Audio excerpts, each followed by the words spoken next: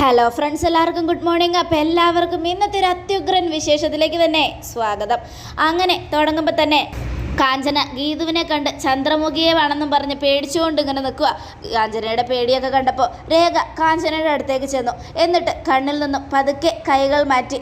അതിനുശേഷം എൻ്റെ കാഞ്ചനെ, ചിലവർക്ക് അരപ്രാന്തും മുഴുപ്രാന്തൊക്കെ ഉണ്ടെന്ന് ഞാൻ പറഞ്ഞില്ലേ, അങ്ങനെ പ്രാന്ത് പിടിക്കുമ്പോഴാണ് അവർക്ക് മറ്റുള്ളവരെ കാണുമ്പോഴും പ്രാന്തിയായിട്ട് തോന്നുന്നത്. പിന്നെ അന്നൊരു ദിവസം ഗീതു അങ്ങനെ ചെയ്തത് എന്ത് കാരണം കൊണ്ടാണ്? ഗോവിന്ദേട്ടൻ്റെ ജീവൻ അപകടത്തിലാണെന്ന് മനസ്സിലാക്കിയതുകൊണ്ട്. പക്ഷേ സത്യത്തിൽ അതല്ലായിരുന്നു സംഭവം. അമ്മ അജാസിനെ ഫോൺ വിളിച്ച് പറഞ്ഞ കാര്യങ്ങൾ ഗീതു ശ്രദ്ധിച്ച് കേട്ടിരുന്നെങ്കിൽ എന്തെങ്കിലുമൊക്കെ ഒന്ന് മനസ്സിലാക്കാമായിരുന്നു. പക്ഷേ അമ്മ സംസാരിച്ചത് മുഴുവനും തെറ്റായിട്ട് കണ്ടതുകൊണ്ടാണ് ഗീതുവിന് അങ്ങനെ ഒരു കാര്യം സംഭവിച്ചത്. അതിപ്പോൾ ആരായാലും അങ്ങനെ തന്നെ സംഭവിക്കും. കാരണം താൻ ഏറ്റവും കൂടുതൽ സ്നേഹിക്കുന്ന ഒരാൾക്ക് ഒരാപത്ത് സംഭവിക്കുന്നുണ്ട് എന്നറിഞ്ഞാൽ അത് പലരെയും ഭ്രാന്തനോ ഒക്കെ ആക്കി മാറ്റുമെന്നിരിക്കും എന്ന് കരുതി അവരെ മൊത്തത്തിൽ അങ്ങ് ഭ്രാന്തിയോ ആക്കരുത് എന്നൊക്കെ പറയുക. അപ്പോൾ കാഞ്ചന വായം പൊളിച്ച് നോക്കി നിൽക്കുക. ആ സമയം ഗീതു, അത് എൻ്റെ ജീവിതത്തിൽ സംഭവിച്ച ഒരു അബദ്ധമായിരുന്നു രേഖേച്ചി. ഇനി ഒരിക്കലും അങ്ങനെ ഒരു കാര്യത്തിൽ ഞാൻ എടുത്ത് ചാടില്ല. ഈശ്വര, അന്നത്തെ ദിവസം എനിക്കിപ്പോഴും മറക്കാൻ പറ്റില്ല. ഇനി ഒരിക്കലും ഞാൻ അങ്ങനെയൊന്നും ചെയ്യുക പോലുമില്ല. അന്ന് എന്തൊക്കെയോ മനസ്സിലങ്ങനെ കടന്നുകൂടി പോയതാ എന്നൊക്കെ ആലോചിച്ചുകൊണ്ട് ഇങ്ങനെ നിൽക്കുകയാണ്, പറഞ്ഞുകൊണ്ട് ഇങ്ങനെ നിൽക്കുകയാണ്. ഈ സമയം രാധിക അങ്ങോട്ട് വന്നു. അത് നീ എത്രയൊക്കെ പറഞ്ഞാലും നിനക്കൊന്നും ചെയ്യാൻ പറ്റില്ല ഗീതു. നീ അന്ന് സംശയിച്ചത് എന്നെയാ, എനിക്ക് ഗോവിന്ദനോടുള്ള സ്നേഹത്തെയാ എന്നൊക്കെ പറഞ്ഞ് രാധിക ദേഷ്യപ്പെടുക. എന്തായാലും അതെ, ഒരു കാര്യം ഞാൻ പറയാം, ഇനി നീ എത്രയൊക്കെ ശ്രമിച്ചാലും അതിനൊന്നും നിനക്ക് കഴിയില്ല. കാരണം നീ പ്രാന്തിയായി മാറിക്കഴിഞ്ഞു. നീ ഇപ്പോൾ വെറും പ്രാന്തിയാ. നിന്നെ ഹോസ്പിറ്റലിൽ കൊണ്ടുപോയി ചികിത്സിക്കാൻ മാത്രമേ കൊള്ളത്തുള്ളൂ എന്നൊക്കെ. അത് കേട്ടതും കാഞ്ചന ഇങ്ങനെ ആലോചിച്ചുകൊണ്ട് ഗീതുവിനെ നോക്കുക. അയ്യോ, മാമി പറയുന്നതാണോ രേഖ പറയുന്നതാണോ ശരി? കടവുളേ, ഭയമാർക്കത് എന്നും പറഞ്ഞുകൊണ്ട് കാഞ്ചന ഇങ്ങനെ ആലോചിക്കുക. ഒരു ഭ്രാന്തന്മാരും തനിക്ക് ഭ്രാന്തുണ്ടെന്ന് വിളിച്ചു പറയില്ല, മറിച്ച് മറ്റുള്ളവർക്ക് ഭ്രാന്താണെന്നേ പറയൂ എന്നും രാധിക. ഇത് കേട്ടതും ഗീതു രാധികയുടെ അടുത്തേക്ക് ചെന്നു. രാധികാമ്മേ, ഇങ്ങനെ എന്നെ ഭ്രാന്തിയാക്കി മാറ്റല്ലേ. ശരി, എനിക്ക് ഭ്രാന്തുണ്ടെങ്കിലും എനിക്ക് ഹോസ്പിറ്റലിൽ പോയി ചികിത്സിക്കാനൊന്നും സൗകര്യമില്ല. നിങ്ങൾ എന്താ ചെയ്യാൻ പറ്റുന്നതെന്ന് വെച്ചാൽ ചെയ്തോ. പക്ഷേ ഇനിയും ഇതുപോലെ എനിക്ക് അവസരങ്ങൾ കിട്ടും, അതിനുവേണ്ടി കാത്തിരിക്കുക ഞാൻ എന്നും ഗീതു. അത് കേട്ടതും എടി ഒരു കാര്യം ഞാൻ പറയാം, നിനക്ക് കുറച്ചെങ്കിലും ആത്മാർത്ഥതയുണ്ടെങ്കിൽ ഈ വീട്ടിൽ നിന്നും ഇറങ്ങിപ്പോയിക്കൂടെ? ഡിവോഴ്സ് മേടിച്ച് ഇറങ്ങിപ്പോയാൽ നിനക്ക് പിച്ച തണ്ടേണ്ടി വരും. അതിനു വേണ്ടിയല്ലേ നീ ഇങ്ങനെയൊക്കെ ചെയ്യാതിരിക്കുന്നത്? അത് കേട്ടതും ആര് പറഞ്ഞു? 10-15 വയസ്സ് മുതലേ കഷ്ടപ്പെട്ട് തുടങ്ങിയവളാ ഞാൻ, എൻ്റെ കുടുംബം പോറ്റാൻ വേണ്ടി. അതുകൊണ്ട് പുറത്തേക്ക് ഇറങ്ങിയാലും എനിക്ക് ഒരുപാട് ലക്ഷ്യങ്ങളുണ്ട്, ചെയ്യാൻ ഒരുപാട് ജോലികളും ഉണ്ട്. ഇവിടെ നിന്ന് ഇറങ്ങുന്നത് എനിക്ക് സ്വാതന്ത്ര്യം കിട്ടിയതുപോലെയാണ്. അതുകൊണ്ട് ഇറങ്ങാൻ എനിക്കധികം താമസമൊന്നുമില്ല. എന്നാ പിന്നെ എന്തിനാടി ഇങ്ങനെ കടിച്ചു തൂങ്ങി കിടക്കുന്നേ? ഇറങ്ങിപ്പോയിക്കൂടെ? എൻ്റെ കണ്ണന് ഡിവോഴ്സും കൊടുത്ത് എത്രയും പെട്ടെന്ന് നീ അവൻ്റെ ജീവിതത്തിൽ നിന്ന് ഒഴിഞ്ഞു പോയിക്കൂടെ? അത് കേട്ടതും അതൊക്കെ അതിബുദ്ധിയല്ലേ രാധികാമ്മേ? എൻ്റെ കഴുത്തിൽ താലി കെട്ടി എൻ്റെ കെട്ടിയോനെ ഉപേക്ഷിച്ചിറങ്ങാൻ പറയാൻ നിങ്ങളാരാ? പിന്നെ ഞാൻ പറഞ്ഞല്ലോ, എനിക്കിറങ്ങിപ്പോയാൽ ചെയ്യാൻ ഒരുപാട് ജോലികളുണ്ടെന്ന്. അങ്ങനെയെങ്കിൽ അറയ്ക്കൽ തറവാട്ടിൽ നിന്നും രാധികാമ്മ ഇറങ്ങിപ്പോയാൽ എന്തു ചെയ്യും? എങ്ങനെ ജീവിക്കും? നിങ്ങളുടെ സ്വന്തം മോനെയും കൊണ്ട് നിങ്ങൾ എവിടെ പോകും എന്നും ഗീതു ചോദിക്കുക. ആ ചോദ്യം കേട്ടപ്പോൾ രാധികയ്ക്ക് ഉത്തരം മുട്ടി. AGM ഗ്രൂപ്പിൻ്റെ തലപ്പത്തിരുന്ന ആൾക്ക് മമ്മട്ടിയെടുത്ത് ജോലി ചെയ്യാൻ പറ്റുമോ എന്നും ഗീതുവിൻ്റെ ചോദ്യം. അത് കേട്ടതും കാഞ്ചന ആലോചിച്ചുകൊണ്ട് രാധികയെ ഇങ്ങനെ ആലോചിക്കുക. മാമി ഫുൾ കൈ ഷർട്ടും പോട്ട് തലയിൽ തുണ്ടും കെട്ടി കയ്യിൽ മമ്മട്ടി എന്നും പറഞ്ഞ് കുറേ നേരം ഇങ്ങനെ ആലോചിച്ചു. അത് രാധിക തോട്ടപ്പണി എടുക്കുന്നത് ആലോചിച്ചുകൊണ്ട് നിന്നിട്ട് കാഞ്ചന ഇങ്ങനെ പറയുക, അതിനെല്ലാവർക്കും അത് മാമി, അസിംഗമാർക്ക് എന്നും ചിരിച്ചുകൊണ്ട് കാഞ്ചനെ എന്നും പറഞ്ഞുകൊണ്ട് രാധിക തുറച്ചു നോക്കുക. അപ്പോൾ രേഖയ്ക്കും ചിരി വരിക. ഈ സമയം ഗീതു, എന്താ ഞാൻ പറഞ്ഞത് ആലോചിച്ച് നോക്കിയോ? അതെ, നന്നായിട്ടൊന്ന് ചിന്തിക്കേ. നിങ്ങളുടെ മോനുണ്ടല്ലോ, പുന്നാര മകൻ വരുൺ, ആ വരുണേട്ടനെയും കൊണ്ട് നിങ്ങൾക്ക് പുറത്തു പോകേണ്ടി വരും. അങ്ങനെ പോയാൽ എന്ത് ചെയ്യുമെന്ന് ആലോചിച്ചിട്ട് പോരെ ഈ എടുത്തുചാട്ടമൊക്കെ? രാധികാമ്മ ഒരുപാട് കളിക്കണ്ട, ആ കളി പൊളിച്ചെടുക്കും ഞാൻ. അതിനെനിക്ക് ഒരാളുടെ സഹായത്തിൻ്റെ ആവശ്യമില്ല. അതുകൊണ്ട് സൂക്ഷിച്ചും കണ്ടൊക്കെ ഇവിടെ ജീവിച്ചു പോയിക്കോട്ടെ എന്ന് ഞാനങ്ങ് കരുതും. പിന്നെ ഡിവോഴ്സ്, അതിൻ്റെ കാര്യം ഇടയ്ക്കിടയ്ക്ക് ഇങ്ങനെ സംസാരിച്ചാൽ എൻ്റെ സ്വഭാവം മാറുകയും ചെയ്യും. പിന്നെ ഞാനിപ്പോൾ പറഞ്ഞതുപോലെ ഫുൾ കൈ ഷർട്ട് ഉടുത്ത് മമ്മട്ടിയും പിടിച്ച് തോട്ടപ്പണിക്ക് പോകേണ്ടി വരും രാധികാമ്മയ്ക്ക്. അതൊന്ന് നന്നായിട്ട് ആലോചിച്ചോ എന്നും പറഞ്ഞുകൊണ്ട് ഗീതു അങ്ങോട്ട് പോവുക. ഈ സമയം കാഞ്ചന, മാമി അപ്പടിയെല്ലാം നടക്കുമാ കാഞ്ചന, നിന്നെ ഞാൻ அப்பா கடவுளே, ഇനി ഉന്മയാ പൈത്യോ ഇവங்களுക്കാ ഇല്ലെന്ന ഗീതു പാപ്പാക്കാ ഒരു പിടിയും കിട്ടുന്നില്ല എന്നും പറഞ്ഞിങ്ങനെ ആലോചിച്ചുകൊണ്ട് നിൽക്കുകയാണ്. ഈ സമയം പിന്നീട് കാണിക്കുന്നത് അയ്യപ്പൻ നായരെയും ഗോവിന്ദനെയാണ്. എൻ്റെ കുഞ്ഞെ, ഗീതു കുഞ്ഞിന് ഭ്രാന്തുണ്ടെന്ന് കുഞ്ഞിന് തോന്നുന്നുണ്ടോ? ഒരിക്കലും ഗീതു കുഞ്ഞ് അങ്ങനെയൊന്നും ചെയ്യില്ല. പിന്നെ ഗീതു കുഞ്ഞ് അന്നങ്ങനെ ചെയ്തത് ആ കൊച്ച് ഏറ്റവും കൂടുതൽ സ്നേഹിക്കുന്ന ഒരാൾക്ക് ആപത്തൊന്നും സംഭവിക്കാതിരിക്കണേ എന്ന് കരുതിയിട്ടാ. അത് കേട്ടോണ്ട് ഗീതു വെളിയിലേക്ക് വരിക. അപ്പോൾ ഇവരുടെ സംസാരം കണ്ട് ഗീതു അവിടെ തന്നെ നിന്നു. അയ്യപ്പേട്ട, എനിക്കറിയാം ഗീതുവിന് ഭ്രാന്തൊന്നും ഇല്ലയെന്ന്. പക്ഷേ എന്ത് ചെയ്യാൻ അയ്യപ്പേട്ട? അവൾ എൻ്റെ അമ്മയോട് യുദ്ധം ചെയ്യുമ്പോൾ എനിക്ക് എന്ത് ചെയ്യാൻ പറ്റും? അയ്യപ്പേട്ടന് തോന്നുന്നുണ്ടോ എൻ്റെ അമ്മ എന്നെ കൊല്ലാൻ ശ്രമിക്കുമെന്ന്? ഒരിക്കലുമില്ല. സ്വന്തം മാനം കാത്തു രക്ഷിച്ച കുഞ്ഞിനെ ഒരിക്കലും രാധികാമ്മ കൊല്ലാൻ സമ്മതിക്കില്ല, കൊല്ലാൻ തുനിഞ്ഞിറങ്ങുകയില്ല. അത് കേട്ടതും അറിയാലോ, ആ കഥകളൊന്നും ഗീതുവിനറിയില്ല. അതുകൊണ്ടാണ് അവൾ ഇങ്ങനെയൊക്കെ പെരുമാറുന്നത്. ഇനിയിപ്പോൾ ഞാൻ എന്ത് പറഞ്ഞിട്ട് എന്താ കാര്യം? പക്ഷേ കുഞ്ഞെ, അതൊക്കെ ശരിയാണ്. രാധികാമ്മയെ പോലെ തന്നെ കുഞ്ഞ് ഗീതുവിനെ സ്നേഹിക്കണം. എന്തൊക്കെ സംഭവിച്ചാലും അതിനെ ഒരു ഭ്രാന്തിയാക്കി മാറ്റരുത്. രാധികാമ്മയുടെ വാക്ക് കേട്ട് ഗീതുവിനെ ഭ്രാന്തിയാക്കി മാറ്റിയ അതിന് ദൈവം പോലും പൊറുക്കില്ല. എനിക്കറിയാം അയ്യപ്പെട്ട, അവൾ ഭ്രാന്തിയൊന്നുമല്ല. പക്ഷേ അവളിങ്ങനെ ഓരോ തീരുമാനം എടുത്തുകൊണ്ട് ചെയ്തു കൂട്ടുന്നത് മുഴുവനും സ്വന്തം നിഴലിനോട് തന്നെ അവൾ യുദ്ധം ചെയ്യുന്നത് പോലെയാണ്.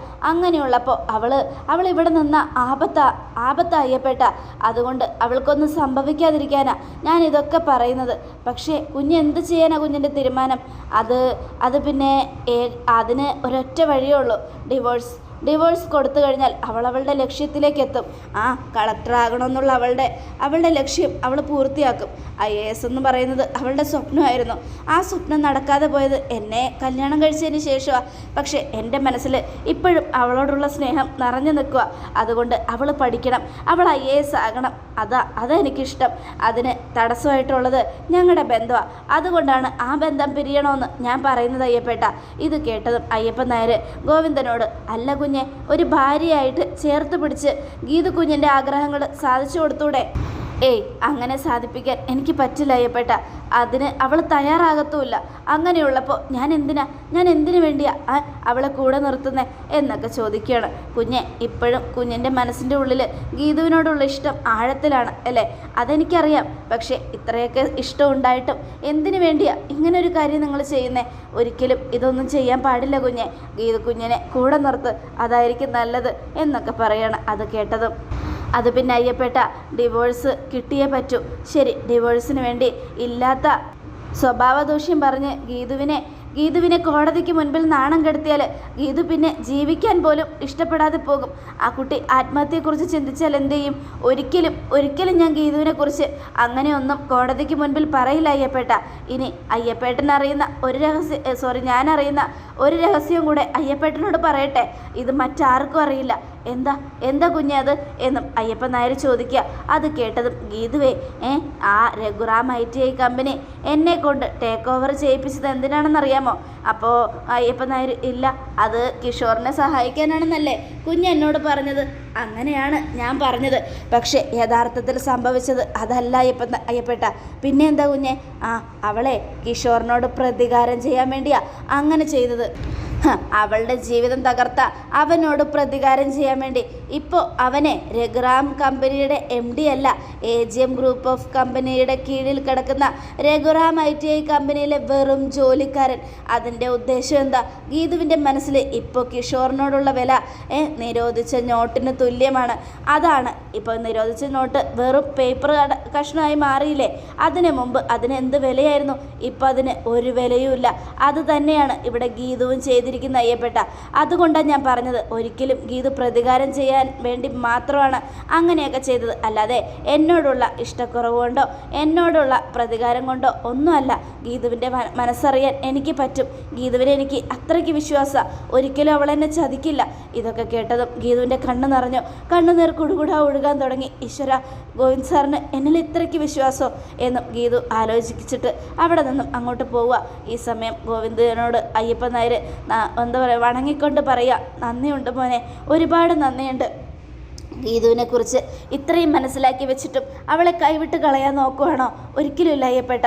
അവളെ ചേർത്ത് പിടിച്ചാലും അവളുടെ ലക്ഷ്യം നിറവേറ്റണം. അവളുടെ സ്വപ്നമാണ് IAS.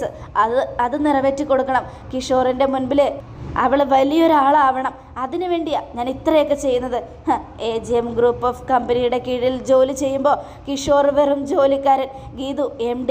അതിനു വേണ്ടി അവളുടെ കൂടെ തന്നെ ഞാൻ നിൽക്കും എന്നൊക്കെ പറഞ്ഞുകൊണ്ട് ഗോവിന്ദ് ഭയങ്കര സന്തോഷത്തിൽ ഇങ്ങനെ നിൽക്കുക. ഈ സമയം അകത്ത് പോയ ഗീതു കഥ കടച്ച് കുറ്റിയിട്ട് ഒരുപാട് കരയുക. കരഞ്ഞ് ഗീതു സന്തോഷം കൊണ്ടും സങ്കടം കൊണ്ടുമാണ് കരയുന്നത്. കാരണം ഗോവിന്ദ് സാറിന് തന്നോടുള്ള വിശ്വാസം അത് കണ്ടിട്ട് ഗീതുവിന് ഭയങ്കര സന്തോഷമായി. ഈ സമയം ഗീതുവിൻ്റെ ഫോണിലേക്ക് അവർണിക വിളിക്കുകയാണ്. അപ്പോൾ ഗീതു ഫോൺ എടുത്തു. ഹലോ അവർണിക, ഗീതാഞ്ജലി, ഗുഡ് ന്യൂസിനോടൊപ്പം ഒരു താങ്ക്സും കൂടെ പറയാനാണ് ഞാൻ വിളിച്ചത്. കിച്ചുവിനെ പോലീസുകാർ വെറുതെ വിട്ടു. കിച്ചു പുറത്തിറങ്ങി. താങ്ക്സ് ഗീതാഞ്ജലി. അത് കേട്ടതും ഗീതുവിന് ദേഷ്യം വന്നു. അതിന് താങ്ക്സ് പറയേണ്ടത് അവർണികയല്ലല്ലോ, അവർണികയുടെ കിച്ചു അല്ലേ? ഇത്രയും നാളും പോലീസ് കസ്റ്റഡിയിലിരുന്നിട്ട് അതിൽ നിന്നും രക്ഷിച്ചിട്ട് ഒരു നന്ദി പോലും പറയാനുള്ള മര്യാദ അയാൾക്കില്ലേ? അയ്യോ ഗീതാഞ്ജലി, അത് പിന്നെ ഞാൻ കിച്ചുവിനോടെല്ലാം പറഞ്ഞായിരുന്നു. പക്ഷേ കിച്ചുവിന് ഒരു മടി, അതുകൊണ്ടാണ് വിളിക്കാതിരുന്നത്. എന്നാലും ഒരു മര്യാദ ഇല്ലല്ലോ. AGM ഗ്രൂപ്പ് ഓഫ് കമ്പനിയാണ് Raghuram ITI company take over ചെയ്ത കാര്യം അവർണിക കിച്ചുവിനോട് പറഞ്ഞായിരുന്നോ? പറഞ്ഞു. ഗോവിന്ദ് സാറിൻ്റെ കീഴിൽ ജോലി ചെയ്യാൻ താല്പര്യമില്ലെന്നും പറഞ്ഞു. പക്ഷേ ഞാനതൊന്നും ഇതെടുത്തിട്ടില്ല. എഗ്രിമെൻ്റ് ഓർമ്മയുണ്ടല്ലോ അവർണികയ്ക്ക്. എഗ്രിമെൻ്റ് പ്രകാരം കിച്ചുവും അവിടുത്തെ സ്റ്റാഫ് തന്നെയായിരിക്കും.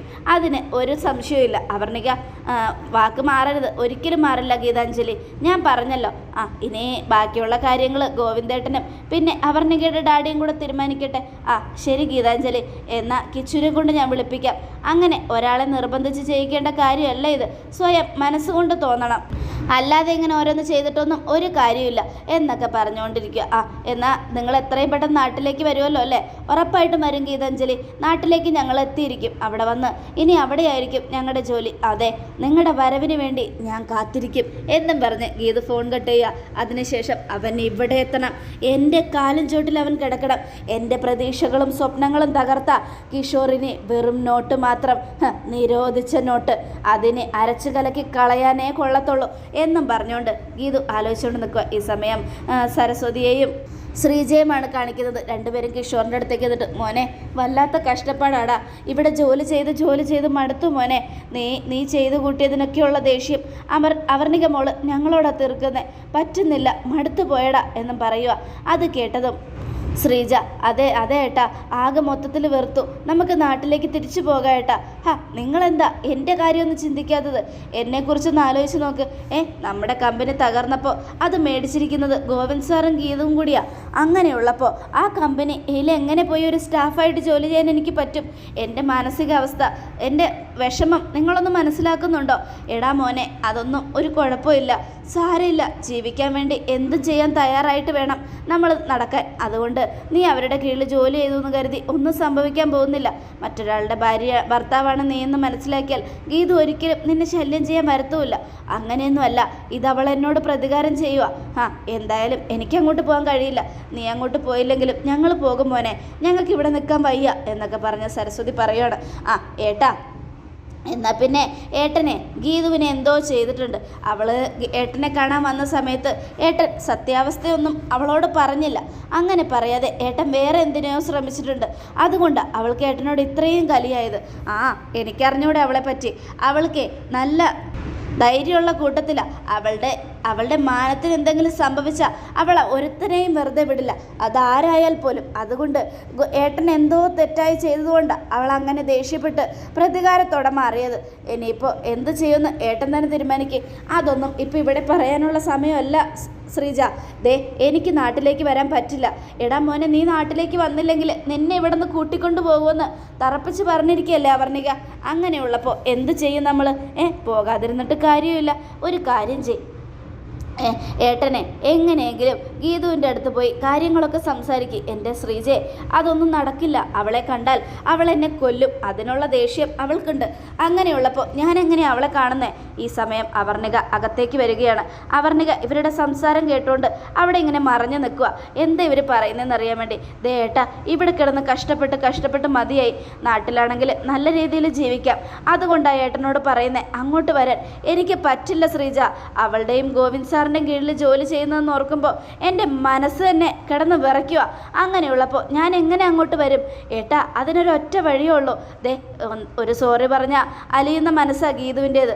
അതുകൊണ്ട് ഏട്ടനൊരു കാര്യം ചെയ്. നടന്നുപോയ സംഭവങ്ങളെക്കുറിച്ചും പിന്നെ ചെയ്തു പോയ തെറ്റിനെക്കുറിച്ചും ഏറ്റു പറഞ്ഞ് ഗീതുവിന് മുൻപിൽ സോറി പറ.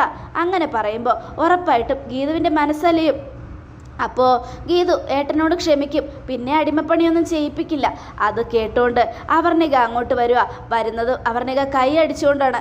അവർണികയുടെ വരവ് കണ്ടതും കിഷോറും ശ്രീജയും സരസ്വതിയും ഞെട്ടി.